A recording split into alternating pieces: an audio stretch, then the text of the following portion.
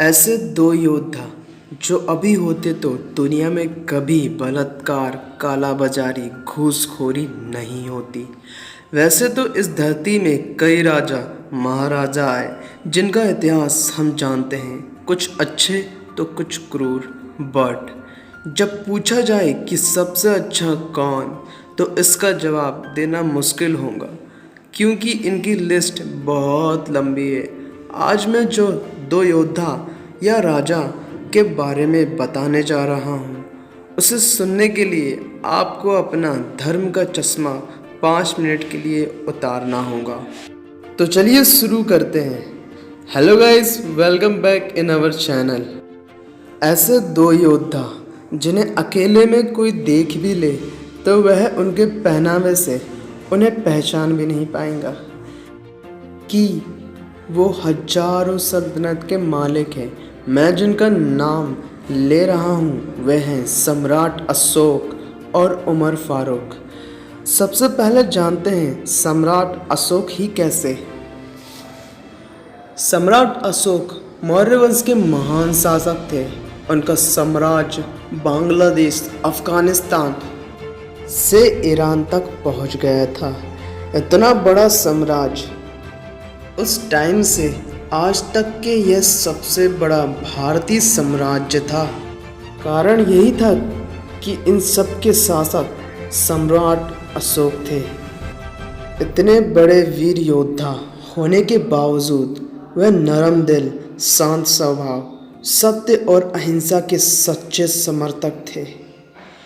इतने बड़े राजा होने के बावजूद वह भेष बदल कर घूमा करते और पता करते कहीं मेरे कर्मचारी जनता को परेशान तो नहीं कर रहे हैं। एक समय ऐसा आया जब कर्मचारी राशन बांट रहे थे, तब एक वृद्धा सबसे पीछे खड़ी थी, अपनी बारी का इंतज़ार कर रही थी।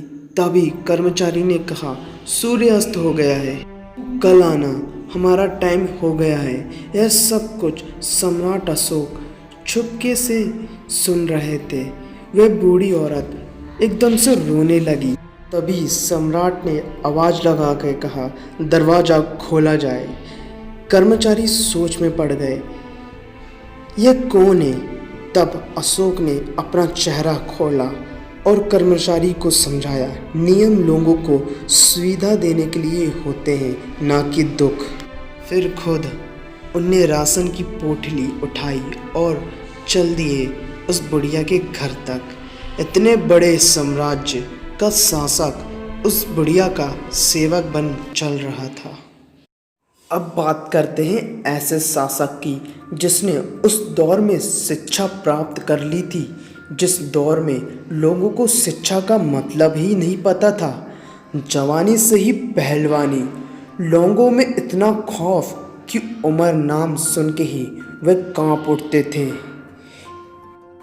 उमर इब्न खत्ताब एक इतने बड़े शासक कि इनकी सल्तनत का अंदाज़ा इसी से लगाया जा सकता है कि इन्हें आधी से ज़्यादा दुनिया के ज़मीन का मालिक कहा जाता है।